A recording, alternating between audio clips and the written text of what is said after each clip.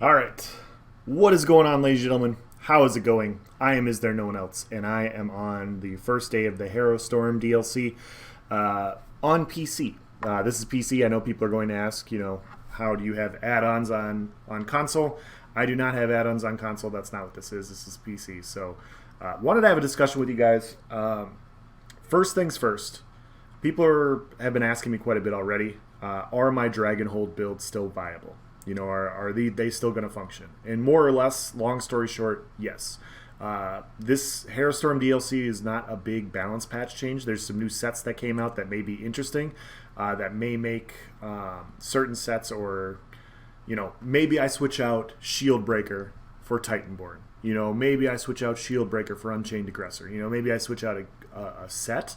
But as far as like the skills, the functionality, the build, and how everything's going to work, no. Like, you're going to be fine with the builds that I posted already. And so if you're nervous about that, that's fine. It's going to take a little bit of testing and tweaking to post like my finalized builds, but they're a good benchmark to start at. Like, you're still going to have good damage. You're still going to be able to survive. It's not like you're going to be, just outclassed. Those builds will still be good. Once I do test builds and I find something better, I will post a new build on it. But, I know everybody's clamoring for information right away and they're worried about looking at Dragonhold stuff. Don't be. It'll be fine. So, so that's the first part. The main conversation I wanted to have with you guys was I wanted to talk to you guys about healing versus damage sets in ESO in PvP. I talked about this a little bit a while back. I posted a bill or a video talking about the most powerful class in PvP right now, and it by and large is healers. Healers are by far the biggest group modifier in a game, in this game right now. They're just very, very effective, and some of it is because healing is powerful, and healing should be powerful. There's nothing saying like you should nerf healing, but it also compounds the issue by having powerful healing sets. And so I wanted to have kind of a discussion with you guys. I want to talk to you about it and get my point of view across. But from a fundamental standpoint, and I will bridge the gap here, I promise, but I really like watching basketball. I like looking at stats on basketball, and I've had this conversation with a few of my other advanced basketball stat nerd friends, and we've talked about fundamentally in basketball, scoring 2 points is just as important as stopping somebody from scoring 2 points. So I could be the best basketball player offensively in the world. Like, I could just get my shot off and just like be amazing, but if I'm giving up guaranteed points on the other end every single time, I'm not really moving the needle for my team.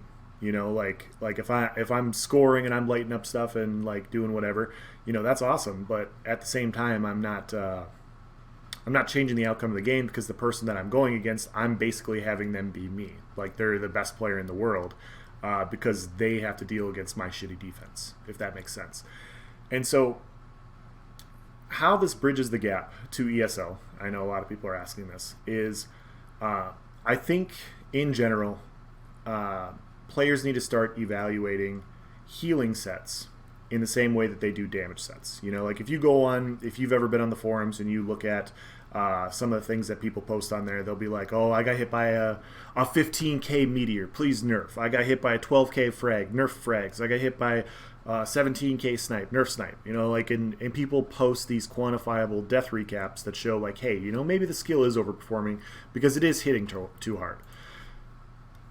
But we don't evaluate healing and damage mitigation sets in the same way, because it's tough to tell. And so when you look at a set like Pirate Skeleton, for those of you who've been playing for a while, Pirate Skeleton was more or less unchanged for 2 years. And it finally got its adjustment last year, for good reason, because it was a ridiculous damage mitigation set, and it was extremely powerful, and it needed to be adjusted because everybody's running around in Pirate Skeleton.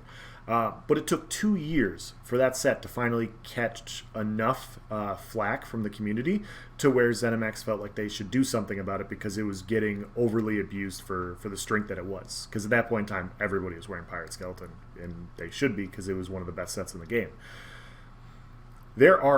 I'm going to tell this to you right now. There are other sets out there that are as strong as Pirate Skeleton, or they provide buffs, whether it's damage mitigation or healing.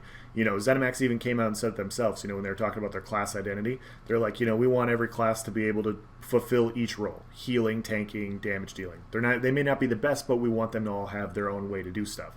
And they even said in that post that whether it's damage mitigation, being able to block more, having high healing, like it's all that class's unique way to be tanky. So whether or not you just don't take much damage because you have high damage mitigation like a Necro, or whether you have high healing like a Templar, it still results in the same thing, that you're tanky.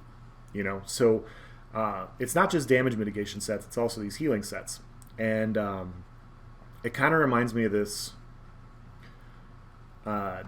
mini debate I had on the forums about a year ago. I was reading the PTS forums, and people were talking about Earthgore and why Earthgore should be nerfed, especially in PvP, because it was busted. It got its justifiable nerf. Like, it was way too powerful, and it was just providing way too much healing. It was essentially, it still is, but it was essentially an AoE healing ult with a 45-second cooldown. So anybody that took too much damage, it was just proccing like when they needed it the most, and it was just a ridiculous set.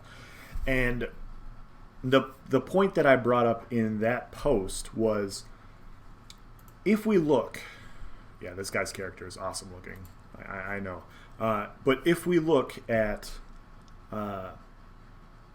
healing sets in the same way we look at damage sets, Earthgore would have never existed. Like, if we flipped the script on Earthgore and we said, hey, if instead of Earthgore healing people, it did damage, so that, as a damage dealer, let's say I'm a bomber, right? And I jump in with a proxy soul tether and I drop somebody below 50% health, and I'm wearing Earthgore. Well, because I met that 50% modifier, and now all of a sudden they're taking 10k damage per second for 5 seconds instead of healing, how quickly would that get nerfed?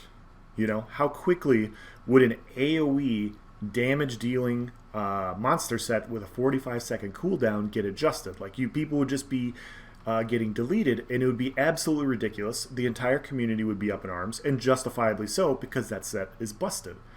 But if in the same vein, stopping 2 points is just as valuable as, scoring 2 points, healing for a lot is just as important for PvP as doing damage, and you want to try and find this middle ground to where people aren't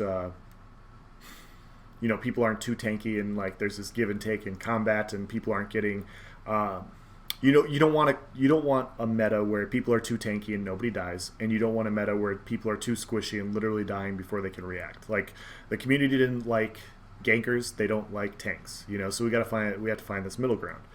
And one of the issues right now are sets with crazy amounts of healing. There are quite a few of them. Whether it's monster sets like Chokethorn. The only reason Chokethorn isn't like super overpowered right now is because of its random conditionality of it randomly proccing on somebody and healing them for a shit ton.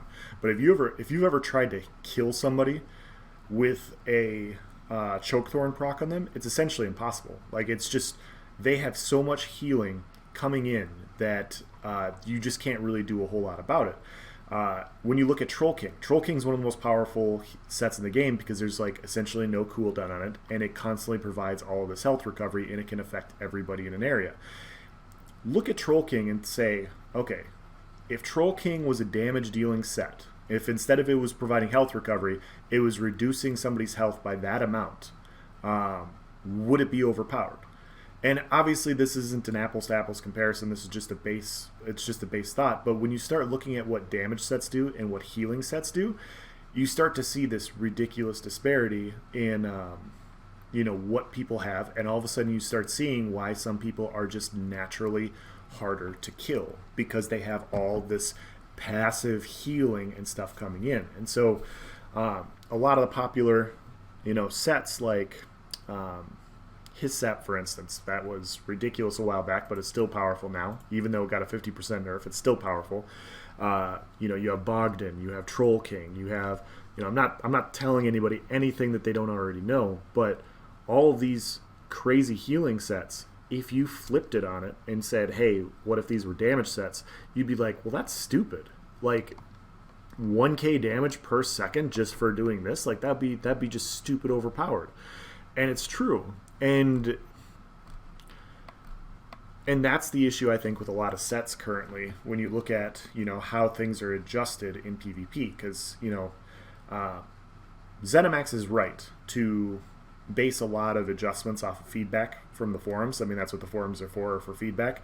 But the community themselves can't properly, identify how powerful is healing. Like, how can you quantify how powerful a healing set would be compared to like a damage dealing set in open world PvP? No, you can't. You have to see it. You have to kind of just experience it a little bit. And the only thing I can do to even find a comparison would be to like compare it as a damage dealing spec. And it's like, okay, well, would this be broken as an offensive set? And if it is, it's probably too strong of an offensive or a defensive set. And so what I would like to see is some of these sets get reworked. Like in Harrowstorm right now, there's a set coming out that I've already talked about. I think Hades Hearth is going to be too powerful. It's a big AoE heal. I know it's not a lot, and people are going to be like, oh, well, it's not a big heal, it's whatever, but it's almost 100% uptime. It's an easy proc condition, and it can stack with other Hades Hearth sets. And so 2 or 3 people running that set can create a shit ton of passive healing, and it's going to make those groups very tough to kill. And, at the end of the day, people are going to be like, well, why are you talking about Hades Hearth if it's going to be an issue? Well, the only way this stuff gets brought up is if, it gets used, abused, and complained about. And I'm not saying that Hades will be meta, because I have no idea definitively, but just looking at the set, I just can see that it can be abused. Maybe the dungeon is too hard to farm, and because the dungeon's too hard to farm, not a lot of people in PvP will run it.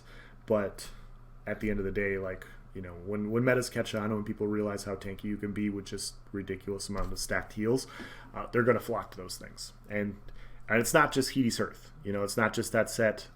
There's lots of very tanky sets that outweigh offensive stuff. Like Christopher posted a great video a while back comparing. He was comparing armor traits versus 5-piece sets. And what he came out and showed was the impenetrable armor trait gives you way more value than literally any other armor trait in the game. And something has to be strong, obviously. But if you're in PvP and you're not like well fitted is kind of like niche on a few specific builds, but it's not really popular. You're not going to run around in 7 well fitted. You're probably going to wear like maybe 2 or 3 well fitted. Nobody's running around in divines in PvP unless you're a ganker. There's not much variety as far as trait pieces go, and the best trait piece is defensive.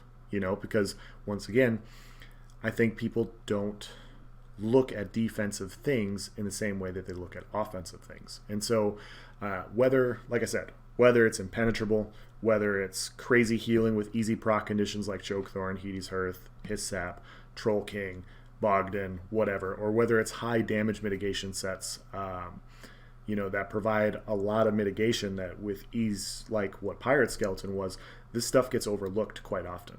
And it doesn't get evaluated for the strength that it actually is. And so I wanted to post this video to you guys to, maybe get you guys thinking, maybe to question my thoughts or my beliefs on this and, what I'm thinking. Because I'm not saying I'm right. This is just something I've been thinking about, and I wanted to get your guys' thoughts.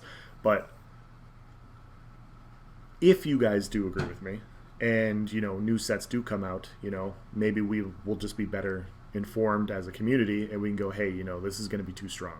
This is going to be too strong in PvP because it's going to provide this, this, and this. And at the end of the day, guys, I want to kill people in PvP, And if I want to kill people in PvP and I want to do damage, that means I'm also going to take damage, And the current state of the game, I can wear 5 medium, 2 damage sets, and there's some groups that I run across, like 4 or 5 people, where they can't kill me because they're running just all tank sets. And it literally ends up being a draw where you run across 4 or 5 people. You can't kill them because they're so tanky, and they can't kill you because they have no damage. And if I want to be able to kill them at the same turn, they're also going to be able to kill me. So this isn't me saying like, hey, I want to be able to properly 1vx, because at the end of the day, guys, if I'm drawing versus 5 people, you 5 people having an issue with your build. Like, you should be killing me 9 times or 10 times out of 10. Like, I should never be able to X you, but at the same time, if all you're doing is pedaling for a draw, you lost. Because if I had another person and it becomes a 2-on-5, you still got X'd.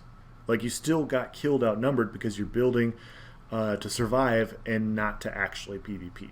And so I know I always get feedback from people like, oh, you only care about this because you're a 1vxer. That's all you do.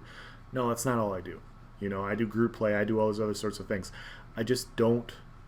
I don't like encountering fights where if I'm in a 3 or 4 man group and I fight 20 people, we can't kill them and they can't kill us. That's not a fun aspect of the game. Like, somebody should die in a 4v20. The 4-man group should die more often than the 20-man group. But if the 20-man group is literally building to survive because that's the strongest thing that they can do, and then they can't do damage, how is that helping PvP? We just literally have fortress groups walking around. Like it just doesn't make any sense. So that's why I'm posting this. I do think that overall, healing and damage mitigation sets should be looked at a little bit more. There's a lot of them out there. I just only mentioned a few. There are quite a few of them that are very powerful, and even ones that got adjusted, like Earthcore, is still ridiculously powerful. So I have a lot of content for you guys coming this week. I have some clips, some outnumbered PvP clips. I'm going to go through Harrowstorm. I'm going to play it a little bit on the PC, let you guys know about the balance changes. I might do another How Did He Die series video. Bunch of stuff. So if you guys have any questions or comments, please provide in the section below. Thank you for watching, guys. Have a nice day.